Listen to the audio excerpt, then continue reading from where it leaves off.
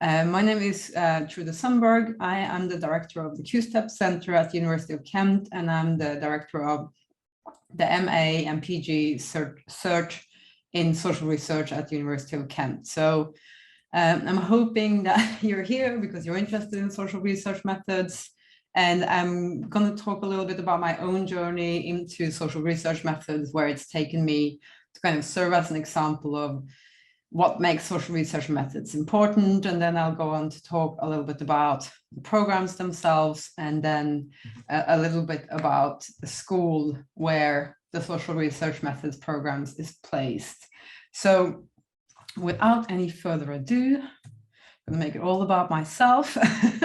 So my name is, as I said, Trude Sindberg, and I'm originally from Norway. In my degree and kind of higher education journey, I did a lot of social research methods. I did an MSc at LSE in comparative politics with social research methods.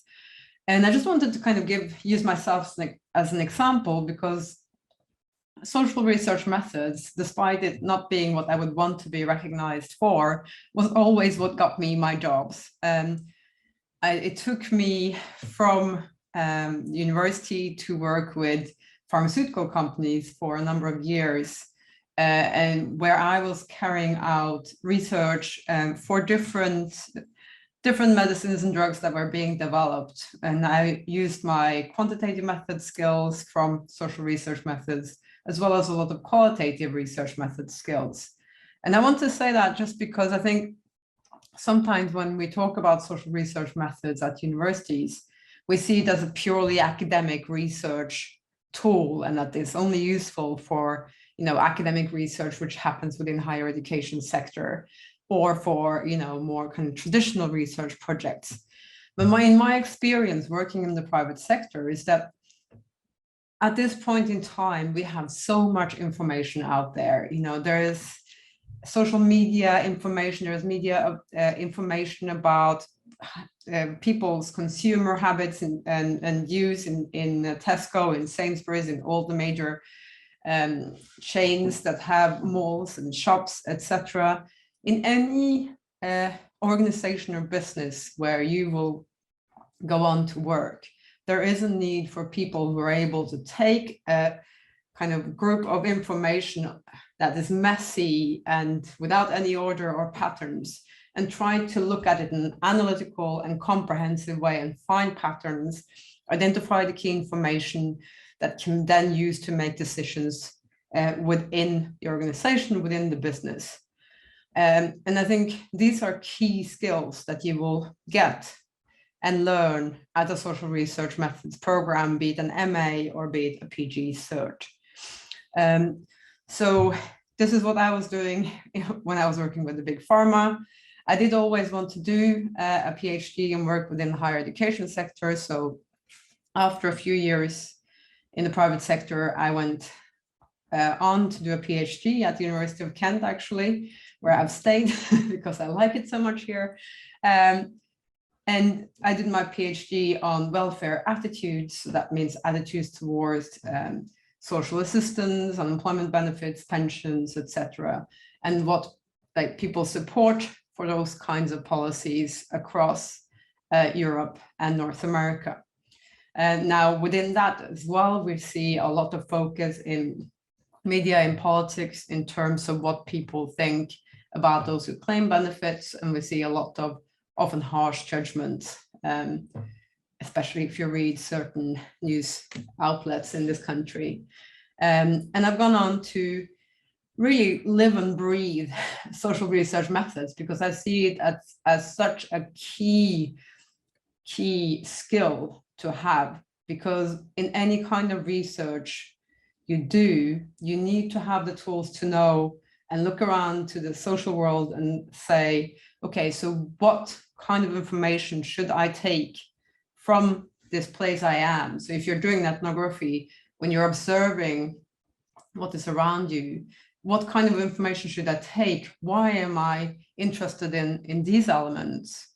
And what can I use them for? So research methods is really about helping you understand what knowledge is, how we can produce knowledge, how we can enhance our understanding of what is going on in the social world.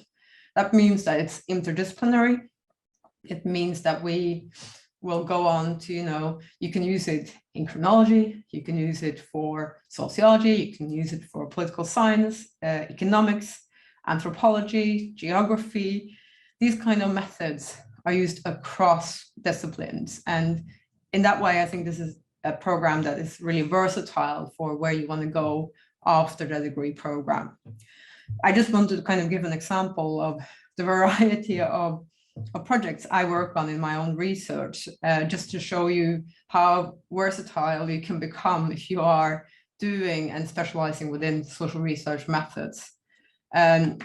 So I am currently working on a project where we are looking at the working conditions for LGBT plus staff in higher education in the UK. So we've carried out a survey, we carried out qualitative interviews to understand what kind of issues around discrimination, pay gaps, gaps in terms of promotion, burnout, mental health issues, etc., that LGBT staff have who work in higher education. I also work with a local school charity here in Kent, where we are doing an evaluation of this school that is teaching kids who are in care and unaccompanied asylum seekers who drop out of school and need extra support. And I'm using different kind of creative evaluation methods to do that. Furthermore, I'm working on an international interdisciplinary project on water in Kolkata, which is going a completely different way. And the reason why I'm on this team, which is kind of includes professors and academics from Germany, from the UK, from Belgium, from India, and from Israel. The reason I'm on here is that I am a social scientist with methods skill that can help bridge the gap and create new methodological tools that include physical measurements from geology and geography, as well as people's need and experiences when it comes to the lack of water, hygiene, and sanitation issues. And the last example I wanted to give is that I also work on completely different methods, which are very qualitative and collaborative in QSpace, which is a queer feminist makerspace in Beijing. So that's the kind of extent of different types of projects that we can work with when we are knowledgeable and interested in using social research methods in new and innovative ways. So, like I have kind of tried to allude to, social research methods are more important than ever. They're key in any job you have, because you're always going to be asked about what is the important information, how should we choose it, and what kind of decisions ahead should we make. So that comes to sales, how should we market things, what price should we set, what's our target audience, and which decisions should we make. And it's also true for research projects and NGOs. And employers need people with research method skills. In the programs I direct, which is with QSteps, so more quantitative methods, we work on our placement programs with lots of employers in Kent and London, and they really, really want and need people who are able to analyze the huge amount of data that is now being generated through new technologies. So this is kind of things like big data, where we're collecting a lot of information through, for example, Tesco Club cards or other ways, also on Instagram, Twitter, Facebook, TikTok. There's so much information out there. And to understand how we can collate this and analyze it is really important for a lot of businesses. There's also machine learning, there's algorithms, there are things that are happening now, and we really need to understand better within the social sciences. And also kind of because we are in the midst of a quite large war in Europe, we are seeing how information is being used increasingly also in wars like in Ukraine. We're seeing how it's being used in political, cultural wars. We're seeing how it's being used in how to manage COVID.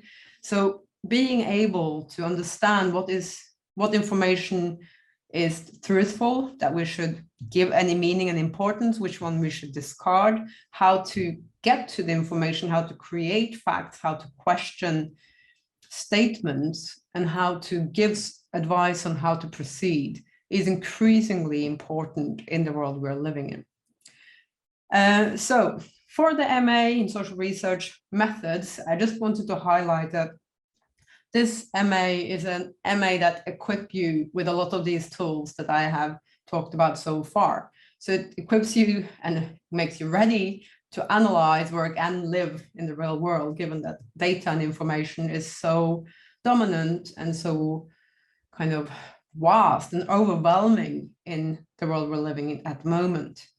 And it can be used and it will kind of help you and prepare you to work in academia, in NGOs, in private sectors across the world. The other thing I wanted to say about this program is that it's often a stepping stone to a PhD for many of the students on our program. So some students might come from a different background. So maybe not a pure social science, but maybe religious studies, maybe environmental studies. And they want to get an insight into the methodological tools that they need to do a PhD. Secondly, this MA is also crucial and is part of the programs and skills that you need to get some of the scholarships to go into a PhD. And many of our students are on what we call a 1+3 program, where they're doing this and then go on to a funded PhD program. And so it's often a stepping stone to more in-depth and rigorous or longer periods of academic research. You can find a link to the program here on the slides, and you'll find it if you go on the University of Kent's website.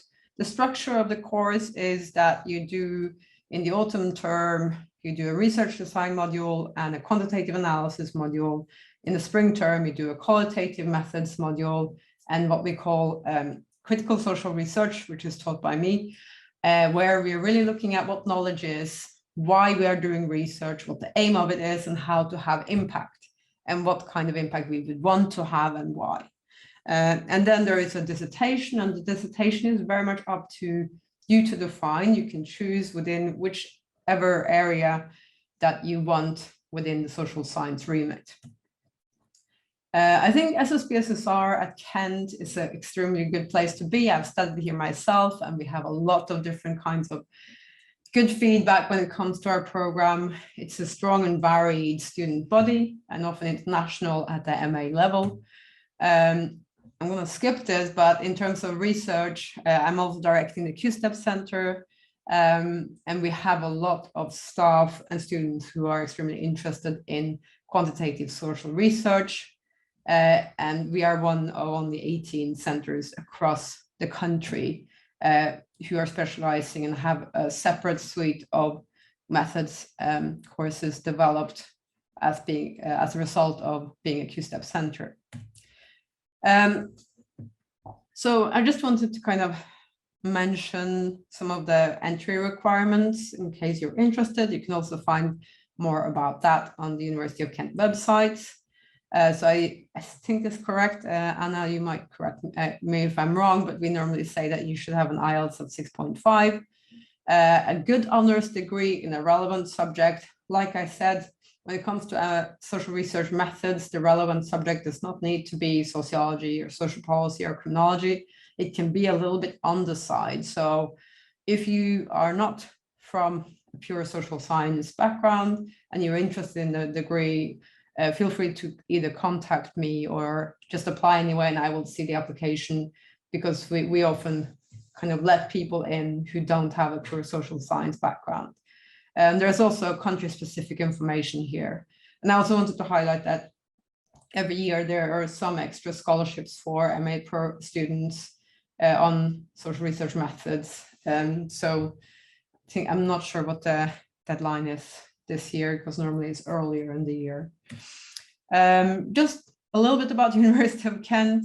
It's a top UK university. We have a gold award when it comes to our teaching quality, and especially SSPSSR, where I'm based and where this degree program is based, is one of the best when it comes to research in social sciences in the UK.